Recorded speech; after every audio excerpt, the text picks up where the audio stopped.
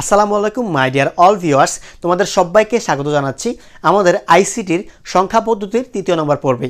এই পর্বে আমরা দেখাবো একটি হেক্সাডেসিমাল সংখ্যাকে কিভাবে তুমি বাইনারিতে নিয়ে যাবে।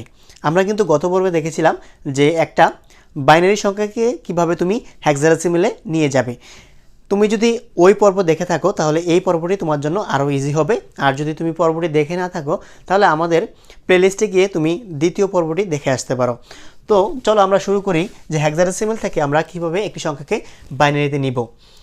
তো এখন আমি যদি একটা হেক্সাডেসিমাল সংখ্যা লিখি যে BD এরকম একটা হেক্সাডেসিমাল সংখ্যা আমি লিখি, কারণ যেহেতু অক্ষর আছে এটা আমরা বুঝতে পারতেছি এটা একটা হেক্সাডেসিমাল সংখ্যা, এবং তোমার পরীক্ষার খাতায় কিন্তু বা প্রশ্নে কিন্তু তোমার এখানে কিন্তু বেসটা দেওয়া থাকবে। তাহলে এটা হচ্ছে রূপান্তর করতে হবে, তোমার বাইনারিতে রূপান্তর করতে হবে। এখন বাইনারিতে রূপান্তর করতে হলে তোমার সবসময় বিট চিন্তা করতে হবে যে এক হেক্সাডেসিমাল ইকুয়াল টু বাইনারির 4 বিট।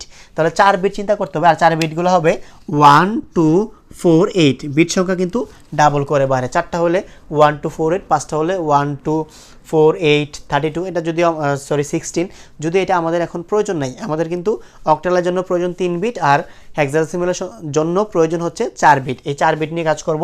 তাহলে বি লিখতে আসলে বি মানে কি?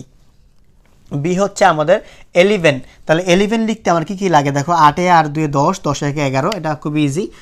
8 একে 10, 8 2 10, 10 একে 11। আর যেহেতু আমার 4 লাগতেছে না তাহলে 4 এর নিচে আমরা 0 দিব। এবং ডি লিখতে কি লাগে, আসলে ডি এর মান হচ্ছে 13। 13 লিখতে কি লাগে, 8 4 12, 12 একে 13। এখানে কিন্তু 2 লাগতেছে না, এখানে লাগে নাই 4, এজন্য আমি 4 নেই। এখানে কিন্তু 2 লাগবে না, আমি 2 নিব না, যার মানে 2 এর নিচে আমরা দেবো কি 0 দিব। তাহলে 8 আর 4 12, 12 একে 13, আর 0টা আমার 2 কিন্তু আমার লাগতেছে না, এই জন্য 2 এর নিচে আমরা একটা 0 দিলাম। তাহলে আমাদের হয়ে গেল কি যে এটা আমরা বিডি থেকে যদি বাইনারি থেকে আমরা হেক্সাডেসিমাল থেকে যদি বাইনারিতে নিয়ে যাই তাহলে কি পাই আমরা? বি এর জন্য পাই 1 0 1 1 এবং ডি এর জন্য পাই 1 1 0 1। তো এইটি হচ্ছে আসলে বিডি এর হেক্সাডেসিমাল থেকে বাইনারির রূপান্তর।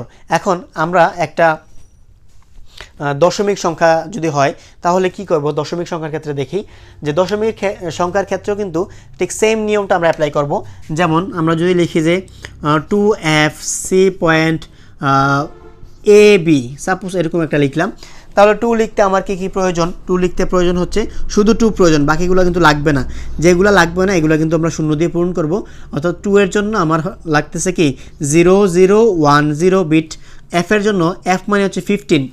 তাহলে এফ এর জন্য বিট সংখ্যা কিন্তু প্রয়োজন যে 15 লিখতে কি লাগে দেখো, 8 আর 4 12, 12 2 14 এবং 14 কে 15 বা 15। এই পুরো মানে সবগুলা বিটই কিন্তু আমাদের লাগতেছে 15 জন্য। তাহলে আমরা সবগুলা বিটের নিচে কি দেব? 1 দিব। তার মানে এফ মানে হচ্ছে 1 1 1 1, আর সি মানে হচ্ছে 12। 12 লিখতে কি লাগে, 8 আর 4 12, বাকি দুইটা কিন্তু 0। তাহলে এখানে কি 1 1 0 0। আর এ লিখতে কি লাগে দেখো, এ লিখতে এ মানে হচ্ছে 10। তাহলে 10 লিখতে লাগে 8 আর 4 10। তাহলে 8 এর নিচে 1 এবং 2 এর নিচে 1, আর বাকিটা কিন্তু 0। তাহলে 8 লিখতে লাগবে 10 লিখতে লাগবে 1 0 1 0। এবার হচ্ছে বি লিখতে কি লাগে, আসলে বি লিখতে আমরা কিন্তু ওইটাতে দেখছিলাম আসলে বি লিখতে কত লাগে। তো আমরা আবার দেখে নেই যে বি মানে হচ্ছে 11। 11 8 2 10, 10 একে 11, অর্থাৎ 8 2 এবং 1 এই তিনটা লাগবে, আর 4 কিন্তু লাগবে না। তো সেক্ষেত্রে আমরা এখানে দেব হচ্ছে 1 0 1 1।